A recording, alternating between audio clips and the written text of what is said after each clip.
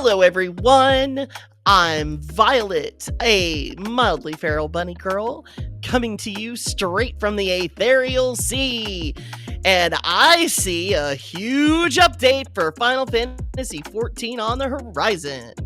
And I'm a Houka, a definitely not voidsent creature that is really a 7-2 Alice and Glamazon with a very strong taste for the Ruby Red, and we definitely do have quite the show coming straight from the Tokyo Game Show, so please look forward to it. Oh, we've got a lot of big news. Okay, so first of all, 7.35 finally has a date, and that date is October 7th. So that means as of recording, we're gonna have what 9 days, because this is the 28th. We have 9 days to get our crap together and actually get ready for all the cool stuff coming down the pipe.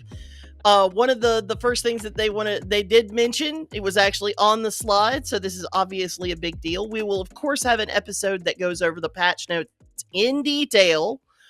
So look forward to that. But we're going to get Yakoi Allied Society. That is going to be your crafting Allied Society. We've already had Pelo Pelo, which is our battle. We've already had Mabulja, which is our gathering. And now we're going to have our crafting Allied Society group, and that's the Yakoi. More the next thing we society have stuff for me to work on because I don't have enough to finish in the first place, especially in ARR. Some of us are caught up. Well, I don't know aren't that might you be lucky? It's not luck, it's work. It's not luck. Okay, maybe I'm lucky I get to work on it. But anyway. I mean, it was one of those things where I was like, I'll deal with that later. And I'm progressing through the entire story. And I'm like, yeah, I'll still work on it later. And then I realized, I'm like, oh, this is way too much work. Especially, it is a lot. It is, especially with it early on, and you can only, what was it now, 12 you dailies? Get 12 per day, which and you're actually limited to 3 per, unless you level up to the next level in society. What is it? Reputation. Yes. So of course it's a reputation gain, it's a reputation grind. So once you step over that reputation threshold, you are given a fresh 3 that you can turn in, or you can do for turn in that day.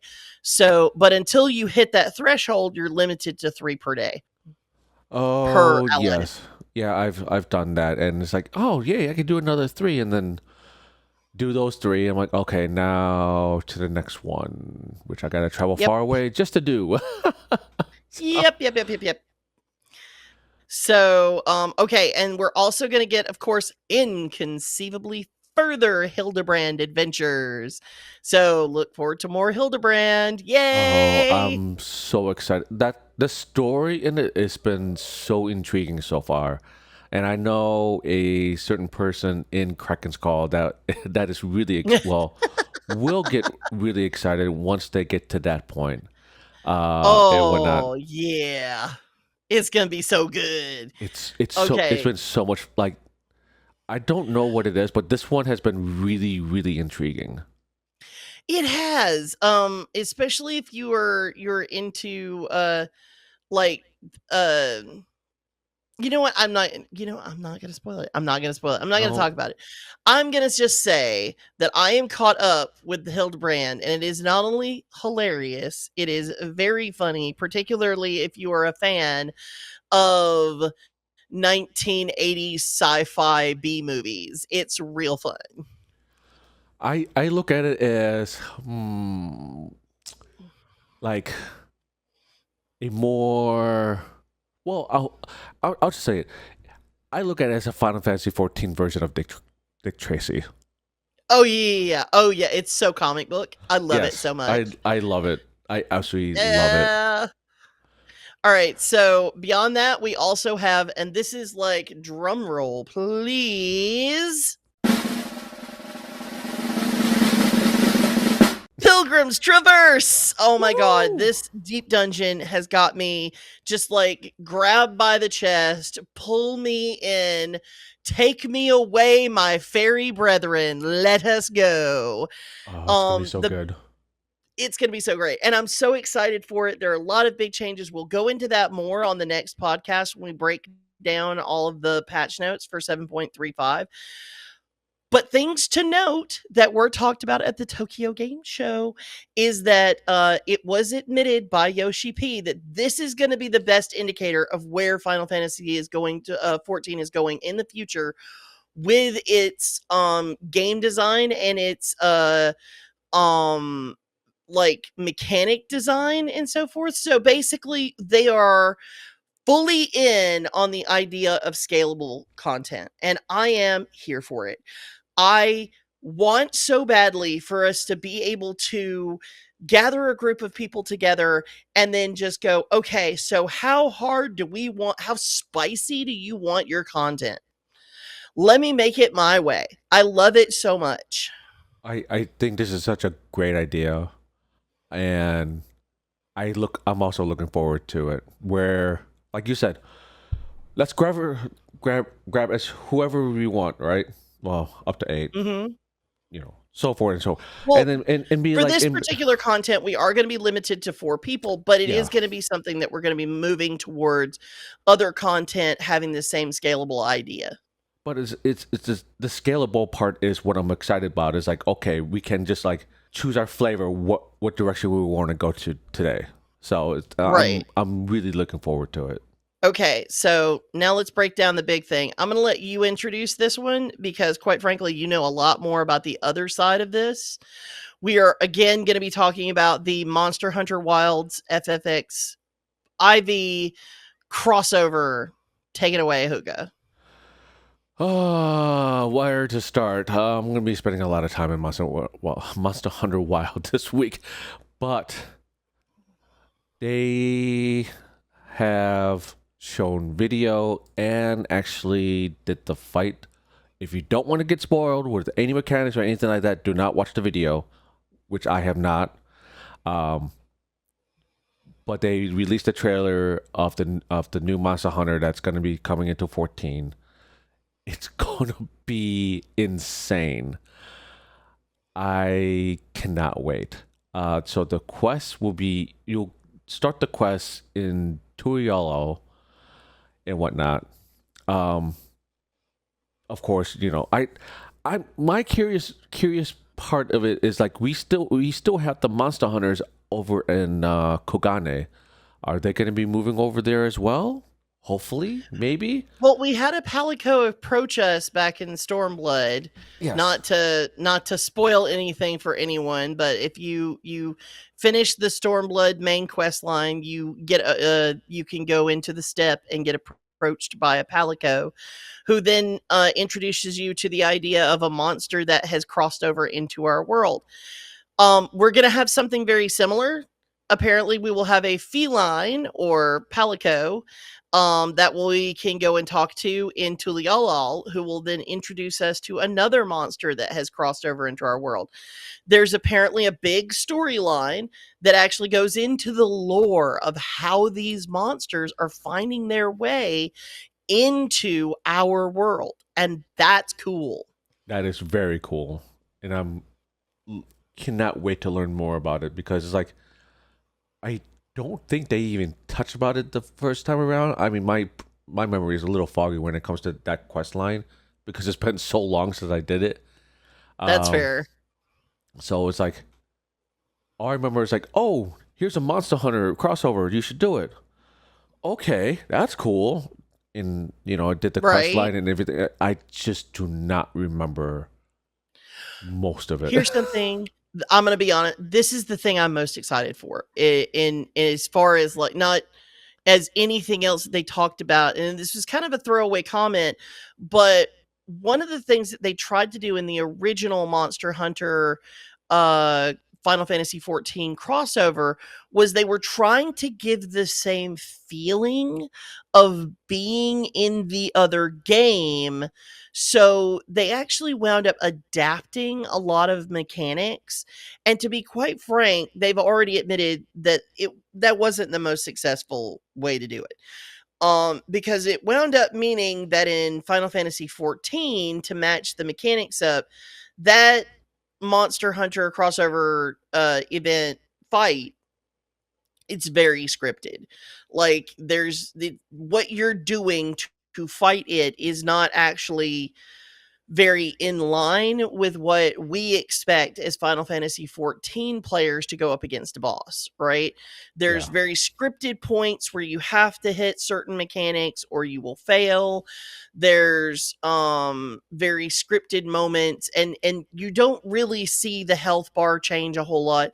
There's a lot of people who are Final Fantasy XIV enthusiasts, myself, who went into that who'd never played Monster Hunter, and I'll be honest with you, that entire fight confused the crap out of me. Like I was so frustrated by that. I wanted to enjoy it, but like I was sitting there halfway through like, why is it taking any damage? What is going on? I was so mad. I was like, just die already. Why is nothing I'm doing any damage? So I eventually I had someone explain it to me, and my wife who plays Monster Hunter games, because I unfortunately can't. Apparently, they are coming. There are like a few mods and a few things that you can change to make it a little bit better. So, I may actually be trying to play Monster Hunter Wilds. So, because my wife has that game, and I might be trying to play it on my PlayStation and see how that works out for me. But the exciting part is this time they decided that rather than try to actually mesh the mechanics, because they don't cross over. They're the two games are very dissimilar in the way that they play. Instead, what they focused on was trying to convey the feeling of fighting the monster. So in Monster Hunter Wilds, you are still working within the confines of the way that those weapons work and the way that your moves work against Omega, but rather than trying to bring in Final Fantasy XIV mechanics for to work through, they instead coded it as if it was a Monster Hunter monster. Okay. And then they did the exact same thing with the Arkveld. It is coded. Now, don't get me wrong. Some things are very one to one. Like for instance, the when you see the Arkveld in Monster Hunter, apparently that cutscene pretty much plays in Final Fantasy XIV. So there's very much a callback to the game. But all of the mechanics are Final Fantasy XIV mechanics. There's some new ones in there. Won't spoil it for you, but it's going to be an exciting fight exactly in the way that you would expect the game logic from Final Fantasy XIV to work, as opposed to trying to play Monster Hunter in 14. Yes. Okay. No, I understand what they were trying to do the first time, because really in Monster Hunter World, that's not how uh it works. In Monster Hunter, usually it's not like, oh, we have this tank and he's gonna grab aggro. I mean, Mhm. essentially that you do have something similar like that actually, but it's not to an extent where you can grab them and they mainly focus on you or whatnot. They will target like different Right. players around or whatnot. But One of in the this, things that they did show also is that a lot of the mechanics are individual based. So it's like, imagine it as very much a Final Fantasy XIV fight with very fast paced, very, visual puzzle type mechanics that you have to work out. And while you don't have the same enmity table that you would have for other bosses, Mhm. and a lot of it still is going to rely on the potions for healing. So healers are pretty much just there for raises.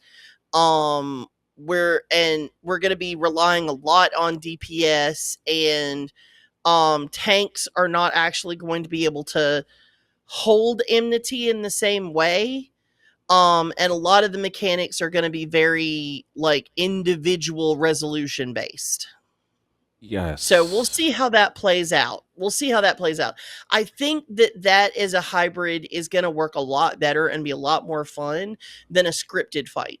Oh, yeah, most definitely. And you know, I love the first fight in 14 and whatnot. Don't get me wrong. I mean, essentially that's how that mechanic works in world and whatnot. But if as long as something similar to a 14 fight, but also the way that the monster is in wild, then I'm good.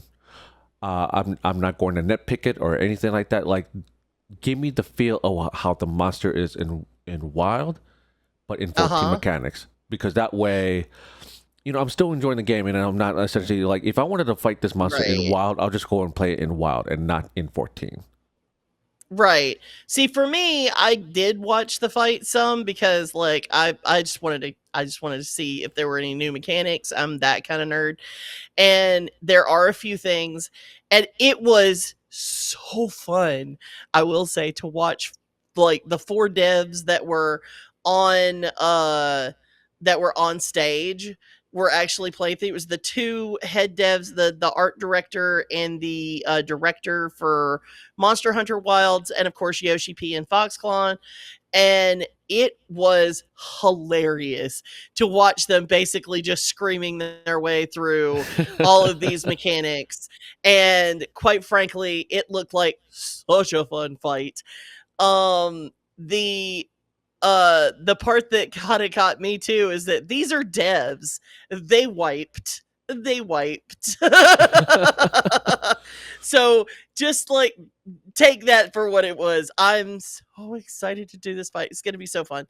I liked the first one. It was well and good enough. I'm not necessarily somebody who's like a big like scripted fight hater necessarily, but I will admit, especially the number of times you had to do it to get all of the rewards from that crossover. Yeah.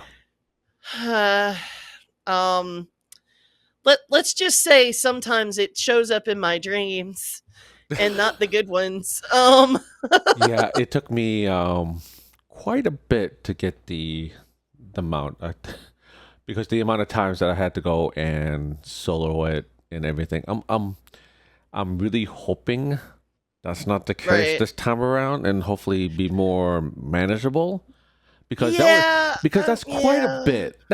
It's Yeah. that amount is quite a bit, just to get the amount of scales that you need just to get the mount and stuff. I'm like, let's scale it back just a tad, can we? Yeah. They do call it in the slideshow that they showed in the live stream. It is called a for 1 to 8 members for the normal and the extreme. So I guess it's scalable that way. That could be kind of fun.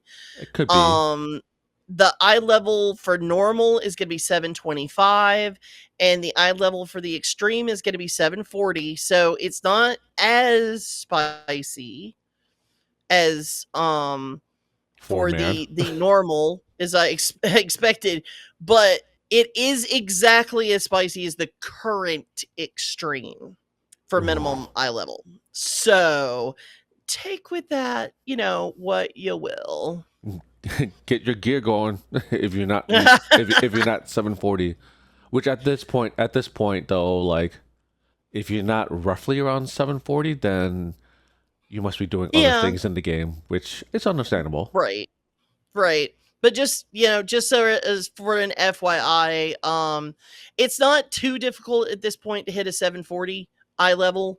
The current tombstone gear is eye level 750, so if nothing else, you can save up your tombstones and get yourself leveled up that way.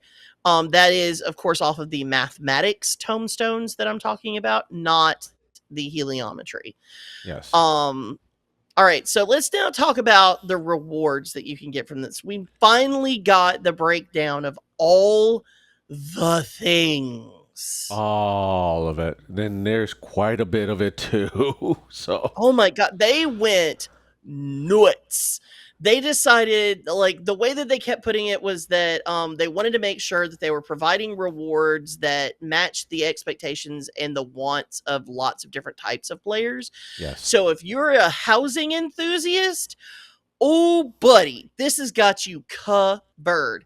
If you are just someone who wants to bring their Monster Hunter into Final Fantasy XIV, you at least get a nice set of gear and weapons. We actually get weapons this time, Which they look which amazing.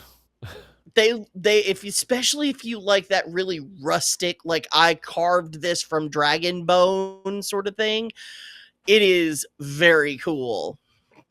Oh, I love it. Um My insect grave is is awesome. I love it. It just looks like two giant knives like stuck together, almost like the Viper class, and I just use it as my insect glaive where I just pole vault up in the air and just do a bunch of dive, a Ooh. bunch of dives, not drops, a bunch of dives with it. So Right.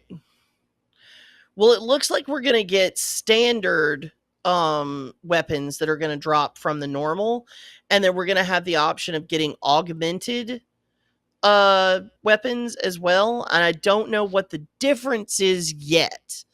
So it could be that it's dyeable, it could be that it is it actually has improved stats. We don't know yet. We'll find out.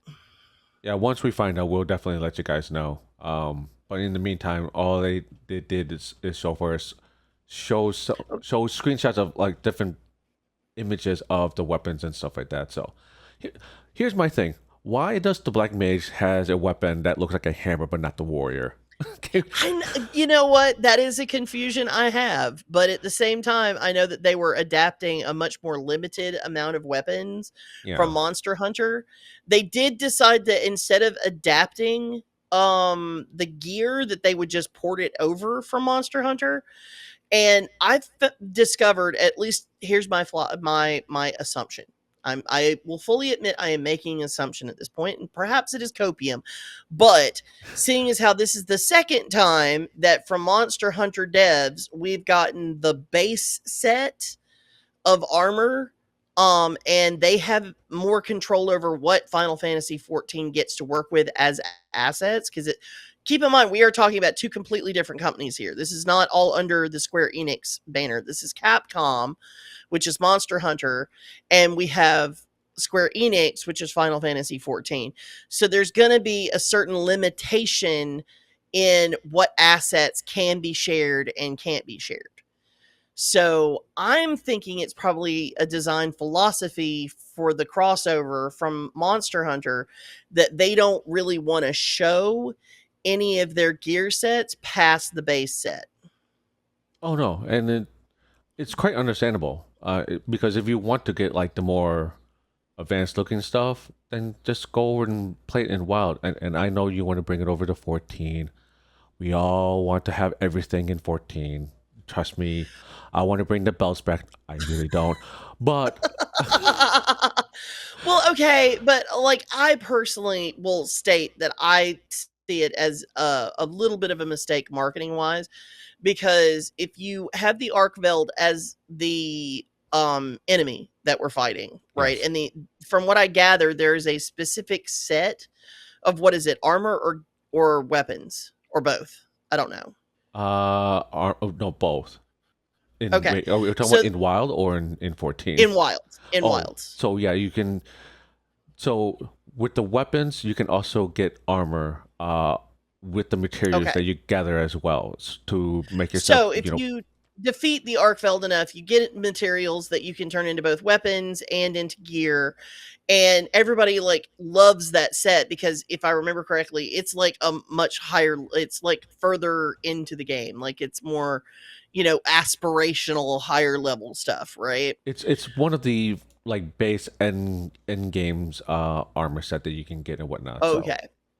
Okay. So we're not getting that. And a lot of people who play both 14 and Monster Hunter Wilds are a little mad. Like a little, they're little smidgy midgy mad about it. Little pouty about it. because they really, really want to be able to see this really cool set in 14 because 14 has a really robust glam system. Um, Speaking of which, just as an aside, there was a tactics panel, Final Fantasy Tactics. Those fans out there who love tactics, there's going to be a glam set that you can buy on the online store for Final Fantasy 14 that includes the both the tactics gear, a few examples of it, and also has several orchestrion roles. So if you have money to burn and you love tactics and 14, you know where to burn it. Oh, But going back why? to Why? Like, because they want your money, they want your money. but we already have an Evilist Alliance raid. Just throw it in there. Just put it in there I so that we can get it. Please. I don't want to. My wallet is already screaming at me because I'm going to be picking up oh yeah. Final Fantasy Tactics for the Switch 2 next week. But why? Oh, yeah, we could go on about that for a while, but Yeah. anyway, so I personally think that the whole reason why we're being limited in our gear and the weapons that we're getting is because it's more of a Monster Hunter.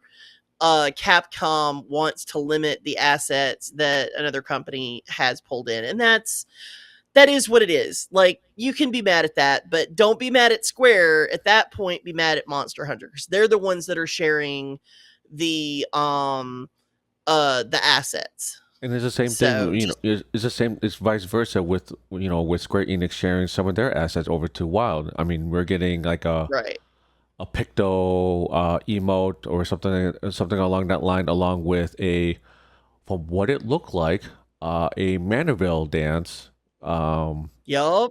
in Wild as well. So, there's certain things, back and forth. I mean, I'm sure we want to see a lot more things in Final Fantasy in Wild, but these are different assets that these two companies are sharing. I'm pretty sure they've had very long Oh, in particular, conversations. because let's think about this. Like, you're getting limited to the types of weapons that you can use. There's only what, two weapon sets Yes. from the Omega crossover. And while you have the two armor sets, it's literally just a male and female armor set from the Omega M and F from Final Fantasy XIV. So there's limitations on both sides. Oh yeah. And the thing I think that comes down to it is that Monster Hunter gets cool, right? But Final Fantasy 14 is literally going, okay, you don't have to start with any of our starting stuff. You're going for the Omega gear. Yes. Like, we're going there. And we're not even pulling it from the gear that we got in game. They're pulling it from the NPCs, Mm-hmm. which that's pretty freaking cool. Like, that's pretty freaking cool. Like, at this point, I could see a lot of people who just play Monster Hunter going, "Oh my god, if this is what's going on in 14, I want to go play that game." Yes. Um so and I mean, but to be perfectly honest, I saw that Seikrets. Let's talk about the other things you get for it, because the gear is one thing. Granted, okay, so just so you know, there is a male and a female version of the Monster Hunter World gear, the Hope set. We don't know if it's gender locked yet, and they didn't go into a discussion of it, so we will just have to see how that shakes out. Yes. More than likely, because it's not gender locked in Monster Hunter Wilds, I don't think it's going to be gender locked in Final Fantasy 14, but it is going to be designated as male and female, which is the same thing that's now with the Rathlow set. I mean, it's the same thing over in any of the Monster Hunters where it will like doesn't really specify, but you can tell the difference between like the male set and a female set, and you can also craft like which set or which armor pieces from that set you want to craft, just to Right. make your character however you want to make your armor set and stuff like that. And I've done that with my current set right now, where it's a mixture between both the male and female set. So it's like, Hey, that's that cool. yeah, bring that over to 14, because that's Yeah, let's some do of us like that. to some of us wants to do that, where there's like some Some of us are insane and want to just collect everything and wear it all. I'm not Increase talking about who. We're not going to discuss who, but some of us. my old FC. A good majority of Yeah. them. Maybe me. Anyway, let's go on to talk about some other things. All right, so we got some new mounts and minions for me to put on the pile. What? Let's go. All Yay. right, we already discussed earlier the secret mount, or the secret mount. They were pronouncing it secret. Yeah. So it's sort of secret, but not. Apparently, everybody knows about it. Uh, but the one that they revealed is that you have a feline support team cart mount. Okay, so my wife described this to me. I'm gonna let you, because you're a player, describe like the perfection of this mount. Why do we have a feline cart mount? Tell us, please. Oh my goodness. Okay, so the, the feline cart mount in Wild or any Monster Hunter game really is you get 3 shots at defeating the monsters. And when I mean 3 shots, it's pretty much like your saves or no your lives per chance, but it can reflect to anyone in that battle. So if one person goes down and another person goes down, that's counted as 2. So you only have 3 deaths to take down the monster. So if you do happen to go down, you get carted off by the felines in a nice little bed shaped cart that will roll you to the safe to your camp area and dump you off of there. And the fact that they're bringing this mount into 14, when I first saw it, I was screaming. I'm like, yes! If you want to see the preview video, it's so cute. It's hilarious because it's got the 2 palicos, like literally, like it's literally like a transport bed from like EMS, like running you through, dragging you away from the danger, and you ride them out by literally laying down, doing a play dead emote. It is hilarious. This is the must need item, I'm telling you. There's also video in the little preview video that they put on the special site. We'll link the special site, and it has flying video. It's so great. It's so great.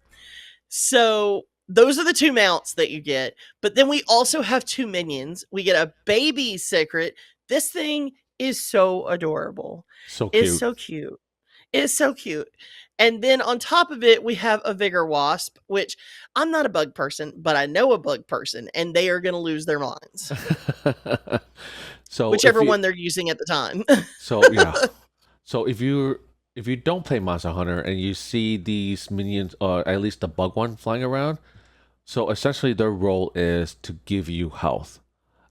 Because Ooh. so essentially when you're drinking a potion or eating an item or whatnot, especially in battle, it takes time. It's not like an instant cast or anything like that where it pops up right away. You'll be drinking and you'll be watching your health go back to on the status bar or whatnot. So that's essentially it. These bugs, their main goal is you go up to them and you hit them and they're like an instant heal, essentially in battle. Oh, So cool. so Okay. that's what those bugs are for. So No wonder they're so popular. they're very popular for that reason, where you go up to them, hit it, and then you get healed up. Because when you heal in game, it takes time. It's not like I have a priest over here and boom, I get healed right away and I can see my HP go up instantly. No, it takes time. Like the Okay. urgency for you to heal is like you have to drag yourself out of combat to make sure that the monster is not even looking at you to get healed Right. up before you re-engage and whatnot. It's a strategy when you go into the fight. Okay. All right. I have a question. Just as an aside, because we have like an entire community, the heatherjustplay.org community. We have a Discord. We'll put a link to that. We encourage anybody who wants to find people to play with, either Final Fantasy XIV or, and I was just going to suggest, wouldn't it be cool if we got people together to play Monster Hunter Wilds? Yes, and there's I a know that it's small a PlayStation game as well as PC and Xbox, and and Xbox. Oh my god. and so it's all cross-platform as well. So you can be playing with, Ooh. someone from PlayStation and PC and whatnot. It doesn't really matter what platform you're on. They're all cross-platform. So we did. So there Hey, is a that could be small. cool. It would be cool. There is a small group of us to try to get as much level as we can before the event happens. And Right? my low level butt over here needs to kick into overdrive and hit that that nitro Time button. to get that And grind. Get oh on that grind. you're not gonna see me much on 14 this week because I'm gonna be in that Monster Hunter Wild grind this week. So that's No, don't tell me that. I will miss you. I need to get it done because Go have fun. if someone's gonna face Omega, it's gonna be me. So might as well get it Fair done. enough. That sounds awesome. Actually, like I said, well, if you want to talk about low level, if I start playing, I'm gonna be um baby. I will be baby level. Baby.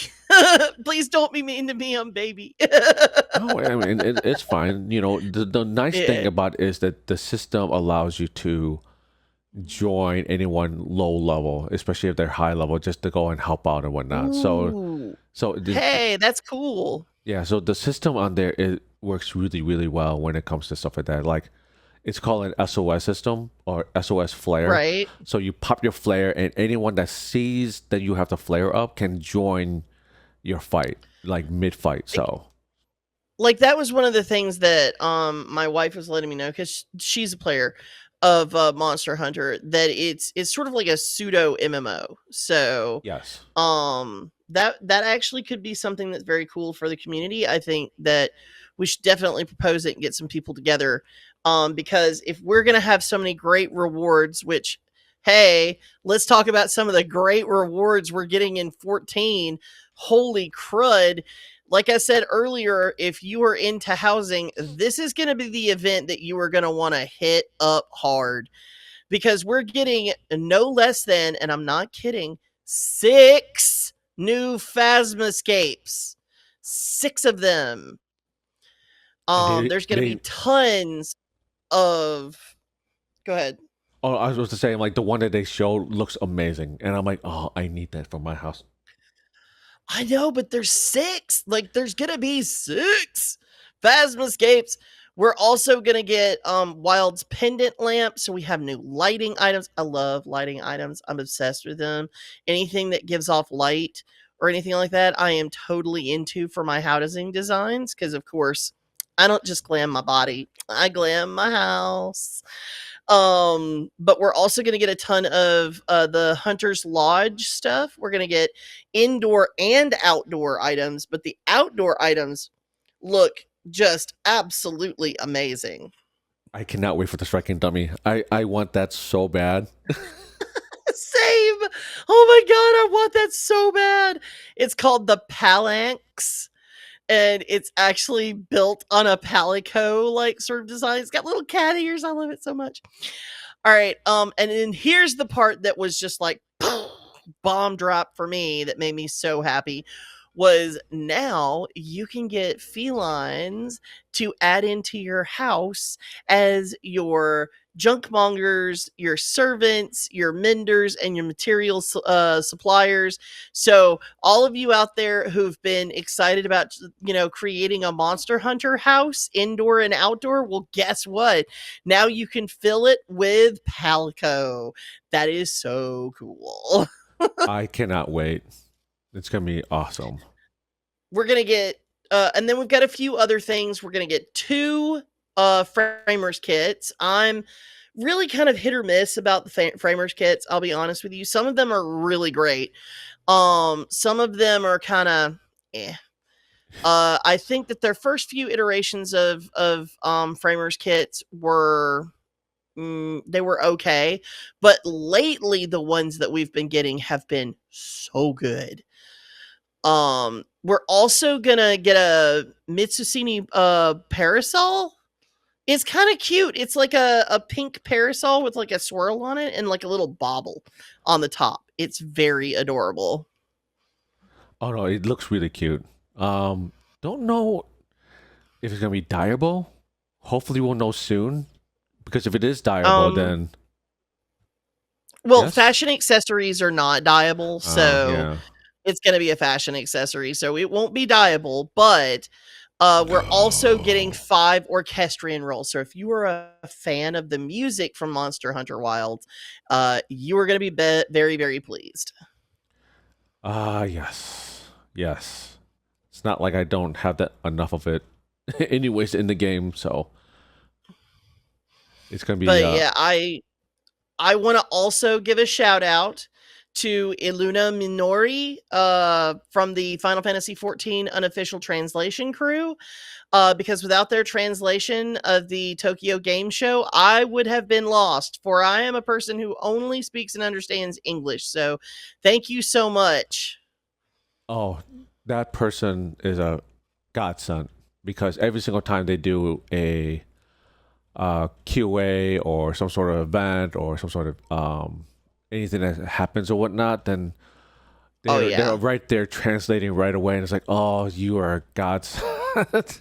They literally did it in time to the live letter or that was or the Monster Hunter Final Fantasy 14 crossover event for Final Fantasy 14. They streamed it to their YouTube channel in real time to give real time translations. Uh, the link will be posted and at the in the description on YouTube and on our podcasting. Go check them out. Give them a subscribe if you're interested in finding out behind the scenes stuff, getting the translations into English. Absolutely invaluable. They're absolutely wonderful. Give them some love. Yes, most definitely. Are you a Final Fantasy XIV player tired of AFKing in Limsa all alone? Do you long for a group of adventurers to explore the realms with? HeatherJustPlay.org has got you covered. We have our own free company on the Dynamis Data Center, Kraken's Call. No, the FC is called Kraken's Call? That's enough out of you, you squidgy squid! As I was saying, Kraken's Call, a pirate-themed free company headed up by Captain Oliver Benley, our very own Heather of Heather Just Play, welcomes you to join us on Kraken for a round of ale, a good fight or 3, and possibly a cannon firing. Ugh, that's gonna leave a mark. Even if you already have a free company, or you love your home server, then join our Discord community. Link on heatherjustplay.org and come play with our active community of helpful warriors of light. So now that we're talking about Monster Hunter Wilds and its crossover with Final Fantasy XIV, I think this flows into something that's like a big community point for the HJP community. We have an entire group for raiding called the Sprout to Ultimate group.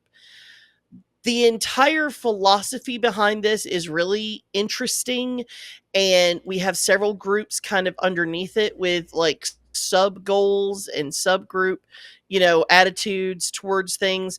But I want to kind of go over things in the HJP community, especially since we're coming up on our 1 year anniversary of the Discord server and of the group coming together as a group and forming the community. And that is October 13th, Woo, I woo. believe.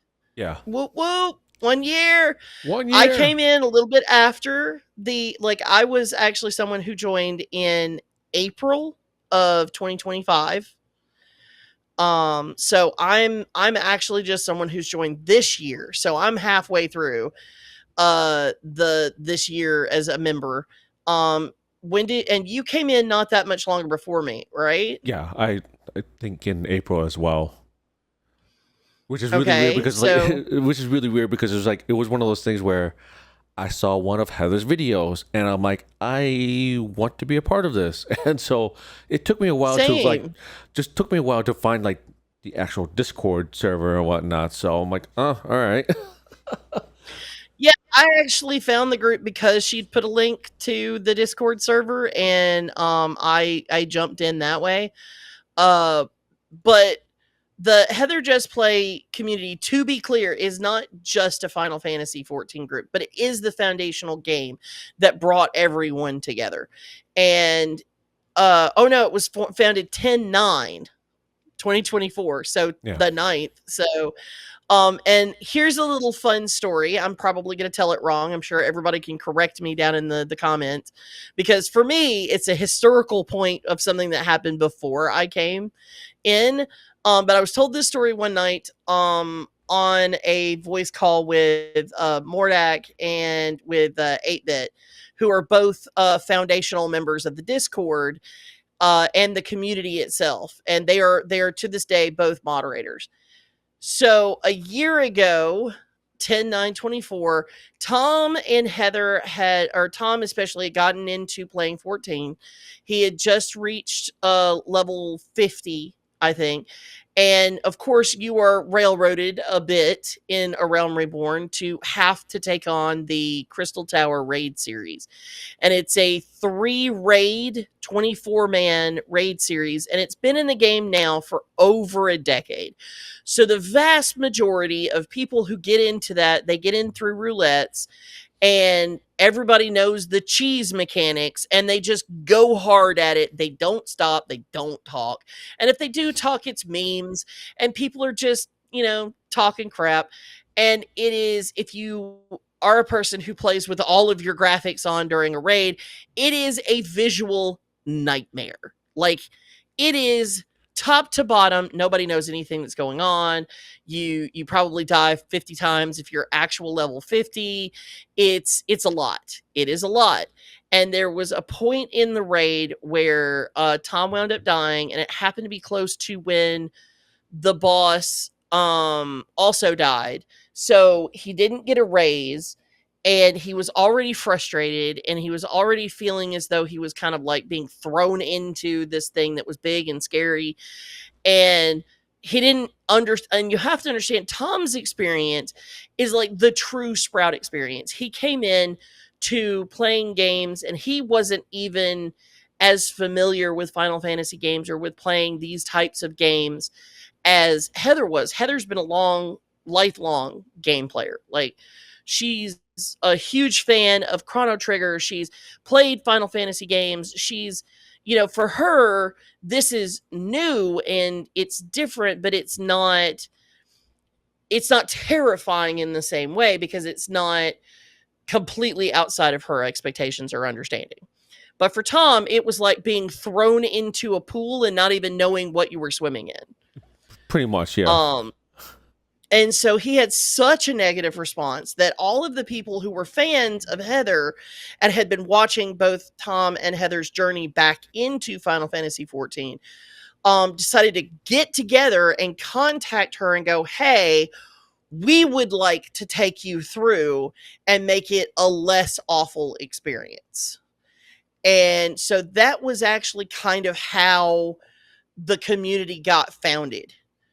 And so we have been, ever since, a very Sprout oriented community. That doesn't mean that we, of course, are entirely doing newer or, early content.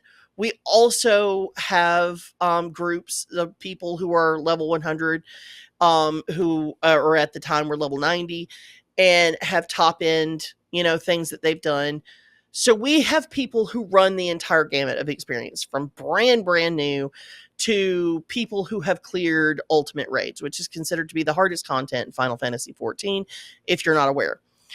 And so Marky Mark, who was one of the people who I would say is a professional instigator. Like, I love Marky. You don't understand the level of love I have for this man, but at the same time, he is a professional instigator.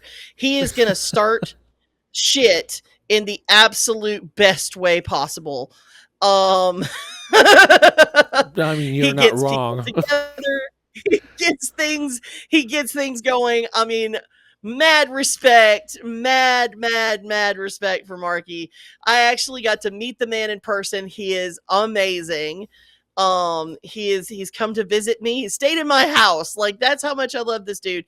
And and so he got together with Destiny Rhodes, who is another top end player. It's a part of our group. We have several people who have cleared ultimates, who do so on the regular, who have statics that are outside of HJP, but they got together and decided to form the Sprout to Ultimate initiative. I love this because it's basically like the Avengers initiative, but like for people who want to learn, like, you know how they always talk about in video games, especially in MMOs and stuff like that, people very derisively use the whole get good or whatever.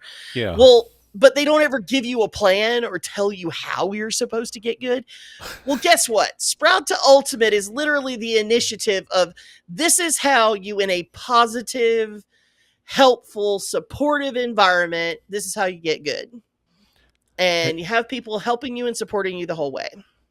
And I love it. That's what I love about it, because it's like I've done raiding in the past and whatnot, and pretty much their advice of getting good was, well, go research it yourself. Right. Okay. that's Yeah. fine and dandy. I No, got but told that I could go do a bunch of Party Finder. And let me tell you, as a person who has I have a lot of social anxiety. I know it doesn't sound like it, but I do. I actually lurked even in HJP for like a month before I was like, okay, I think these people might be cool. I think it might be all right. I think it might be okay for me to show up and say hello. I was I was very like, hello. I'm so sorry. Is it okay for me to yeah, okay. So then I found my people and it was great. Um I felt like I shotgun my way in, where I joined and started talking right away and whatnot. I joined like the town halls and whatnot, and just to listen in, and right. wasn't really understanding what was going on at the time. And I'm like, I'm really excited for all this. Like, let's do this. So the Oh more, yeah. I talked to Heather and Tom about this and whatnot, and I'm like, yeah, I really want to be a part of this. So, and, Oh and yeah, like, I've been so excited about the entire thing. I love all of the people in the group. I super enjoy spending time. I've actually even okay, so in the Sprout to Ultimate group, we have several different subgroups. Okay. So initially it started with two raid teams that are static raid teams. Now, of course, there's a lot of like balancing back and forth, and then there's a lot of like fill-ins from other people. But for the most part, we have two statics. They go by the team names, the Buccaneers, of which Houka, you are a part of. yes, I got officially asked not long ago. Yay! So official member, Official awesome. member. I saw that Marky actually even put together a cute video of like all of the people and their inclusion in Buccaneers, and y'all are actually like gearing up to go into Uwu soon, Ooh, right? yes. We're setting up our glam two-face uwu. Ah, Not so see, much that's one of gear. okay. So each of the raid groups, so there's also Clan Nutsy. Okay, Clan Nutsy's been on hiatus because we had some people who were going through some personal things or had, you know, job changes and so forth. So Clan Nutsy in the next few weeks is also coming back. Buccaneers, one of the things that's unique about the Buccaneers is that Buck, who's the raid leader, is a massive fan of the glam system in Final Fantasy XIV. Mm-hmm. So to kind of increase the buzz and kind of the hype of being able to go and take down the bosses, he's all about like creating themed gear sets and glam sets for going into each fight. And I think that's a really cool team building thing. It's really interesting. It gives kind of an extra level to taking on the fights more than just mechanically. It's also kind of like a team building exercise, so you can kind of like take pictures and have fun with it. So you weren't in on the Discord the other day. What Hmm. so what he's planning on doing, we're not going to be doing the glamming. He's going to glam the entire team. Oh So my god. so therefore his so he is excited to glam each and every one of us. And it's his Okay. his excitement to glam all of us was amazing to listen to, because it's like, and I Oh. have two Alice's to dress. Oh, I cannot wait to do this. Oh my god, yeah. Well, part of the things I love about Buck as a character is that apparently he is originally from Balmung and is still there is an atelier, which means that he is, get this, a crafter of fine glams and Yes. gorgeous items. So I think that is so cool that he's decided to essentially like enact his character's like background story into this fight with this 8-man ultimate raid. I think that is going to be super fun. um, we also have Clan Nutsy. Clan Nutsy is a more scrappy little group. It's led by Kayensa. And Kayen and the rest of the team are they're still in the process of building. Like I said, they went on break. I really loved filling in for Clan Nutsy. They are in fact, as it is described on the 10, quite nutsy, and they're a lot of fun to hang out with. Buccaneers are great too. I've filled in for both teams, and both I've done all of the roles. I've done a lot of fill in. In ultimately, what I decided for myself was that ultimate rating isn't actually something that I'm as excited for. What I really like to do, and the thing that I feel like I have a lot of skill in, is helping people learn mechanics and helping people like learn coordination in fights and things like that. So I decided to build a fight club. Also, I felt like there was a missing element of having a drop in group where people can kind of come in, maybe practice, maybe learn some things, but that don't have time to commit to a static, because static groups typically have schedules that they meet at certain times during the week, and you have to be available for those schedules to be able to commit to learning the fights and creating coordination with a specific team of people.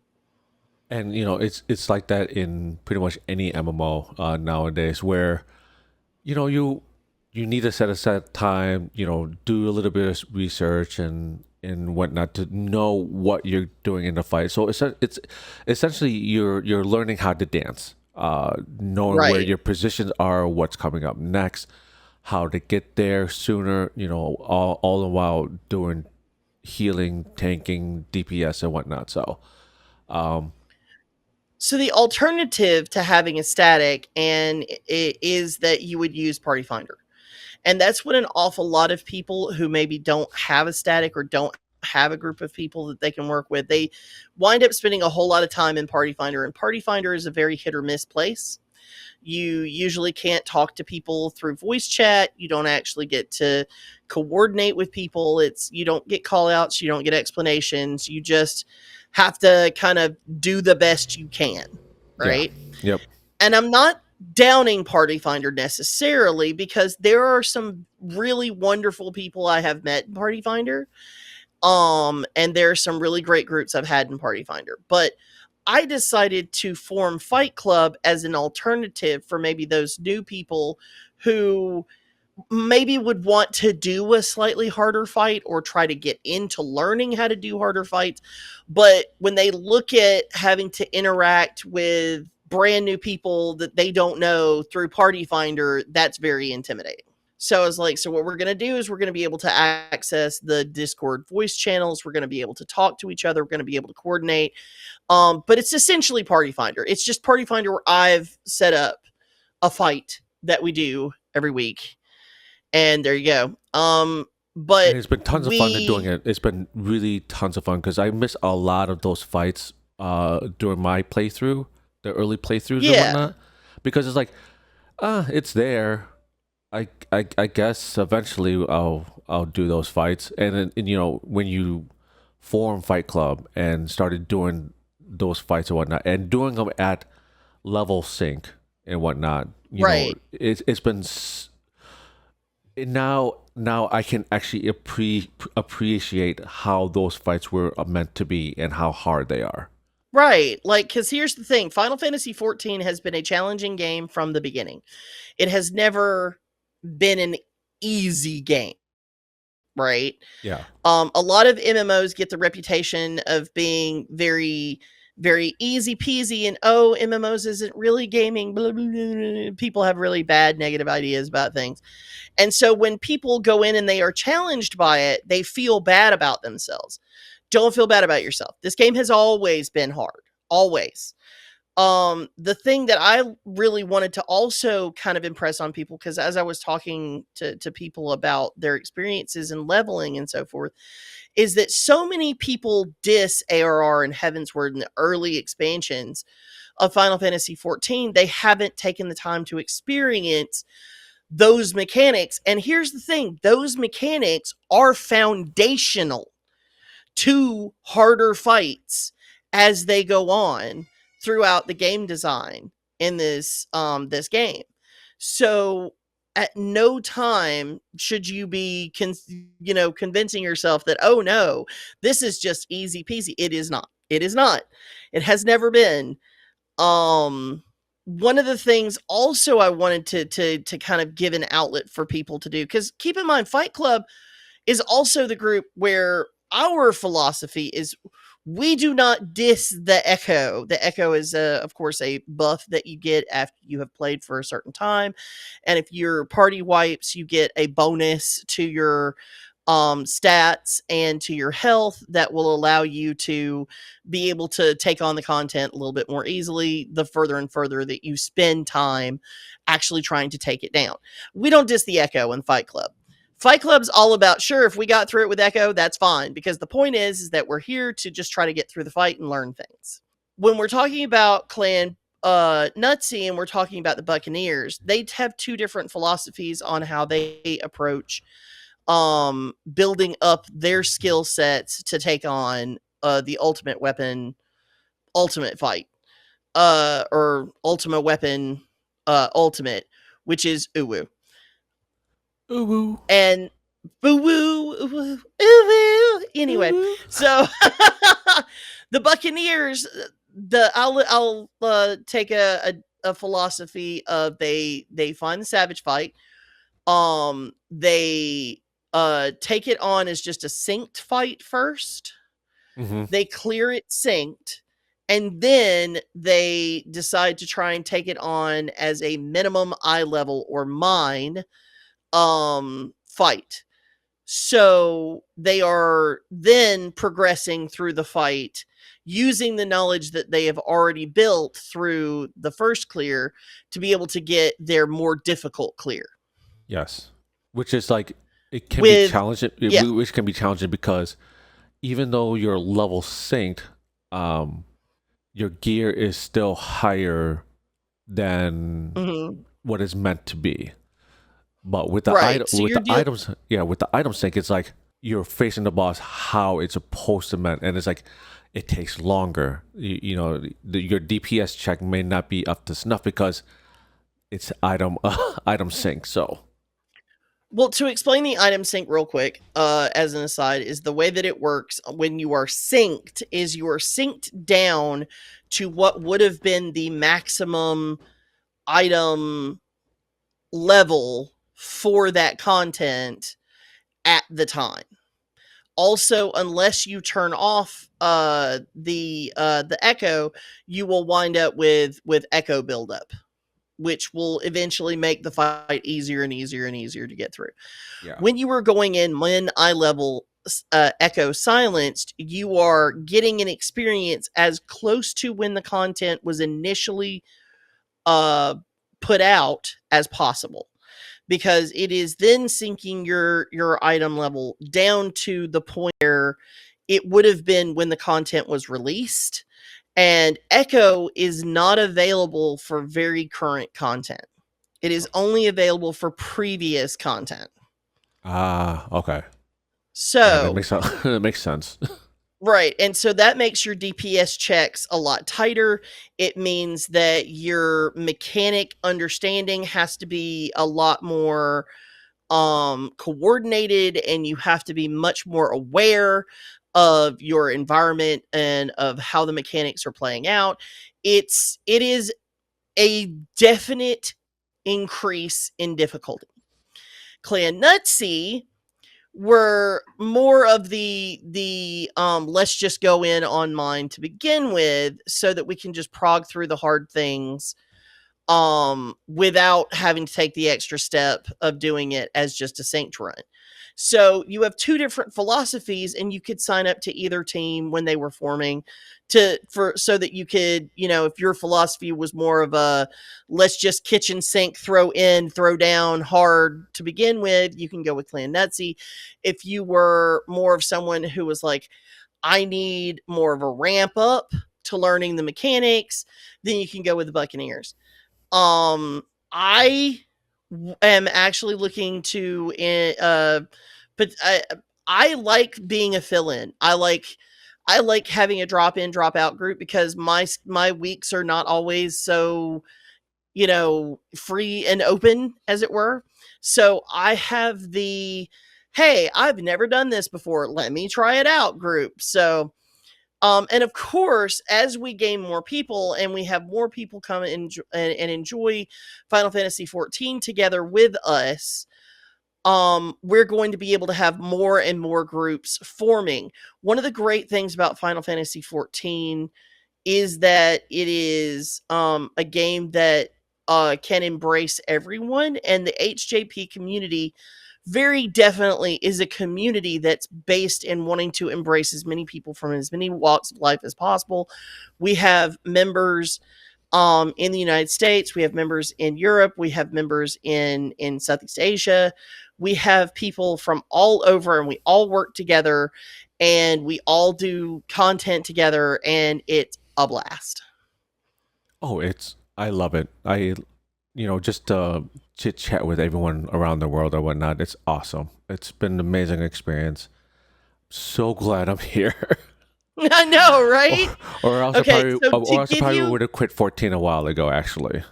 well, I mean, that's sad to hear, but yeah, I can understand why. Like, there are a lot of great games out there, and having something that you can play with friends or with supportive people makes a big difference. Okay, so to give you an idea of the rules and expectations of the Sprout to Ultimate group in HJP, so that you can understand our philosophy a little bit more, our very first rule and expectation that was written down by Marky and Destiny, and of course Mordak and all the others who came together to form this group, was patience with yourself, and then patience with your team. You need to have respect for each other, and especially when they get you killed. And quite frankly, one of the things that I love about these groups is that it's a joke. It's fun. If you're a part of a raid team, understand that every single raider out there that's wearing cool armor, they've probably died more than you at everything. And that's how they got where they're at. The highest priority is on the people behind the keyboard, behind the computer screen. We are focused on making sure that everybody is healthy, everyone is taken care of. If you are tired, sick, exhausted, if you need to take a break, you need to step away for any reason, do it. Do it. And if we need to find a fill-in for you or whatever, we will do so. But if not, you do what you need to do. Don't even worry about wipes. Don't get frustrated with that, because what is happening to you in real life is always more important. And while it's not the focus, of course, completion is the goal. and learning the mechanics and the skill rotations and something that you should want to do. And of course, people are going to want to support that. But perfect skill rotations aren't a requirement. There's actually no content in Final Fantasy XIV that requires you to have an absolutely perfect rotation.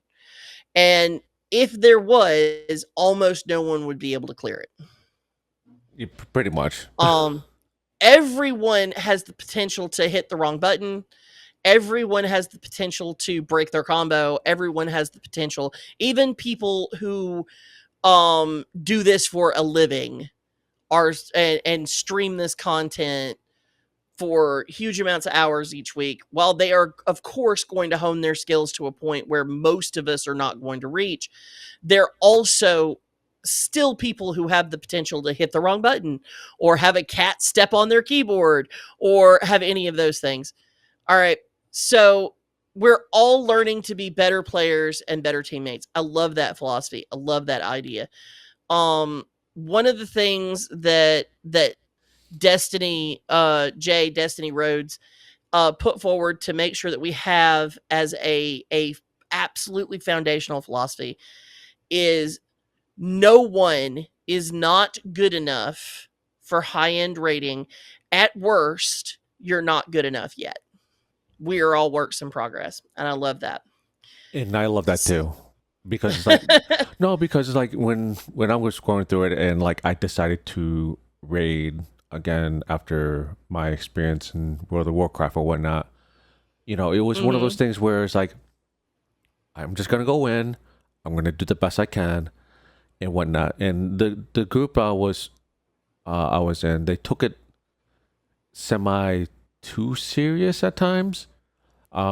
Whereas like, okay, this is this is the main reason why I quit raiding in the first place. But you know, filling in with like the Buccaneers and Clan Nutsy and whatnot, it's been so enjoyable. Whereas like, yeah, I've made a couple mistakes here and there and whatnot, and it's like, you know, we're all growing, we're all learning this together, and that's right.